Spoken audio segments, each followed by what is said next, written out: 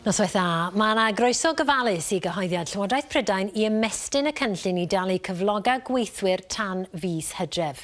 Ond mae rhai busnesau'n poeni am orfod rhannu cost y cynllun furlough o fis Awst ymlaen. Yn ôl y canghellor Rishi Sunak, mi fydd gweithwyr yn parhau dderbyn 80% o'i cyflog misol, hyd at 2,500 o bunna. Elen sydd wedi bod yn casglu'r ymateb yn Dinbych.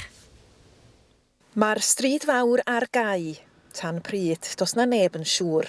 Yma yn Dinbych mae yna ddegau o siopa a busnesau wedi cau oherwydd sefyllfa'r Covid-19. A mae yna ganodd o bobl y dre ar gynllun furlough.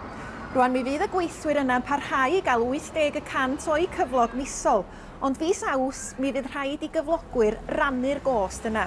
Enghraifft, os ydy'r trysorlus yn talu 60%, mi fydd rhaid i'r cyflogwr dalu'r gweddill.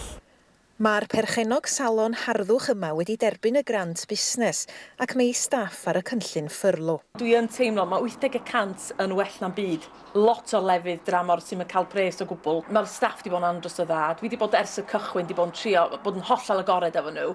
Dwi wedi bod yn ffodus, dwi wedi medru talu yr holl cyflog I gyd. Eto achos bod nhw'n rhan amser. Dwi'n meddwl fysa wedi gallu fforddi fo os nhw'n llawn amser. Wrth I Julie Howardson addasu'r salon ar gyfer ail agor, mae I gŵr adra o'i waith fel cogydd ac yn cael 80% o'i gyflog.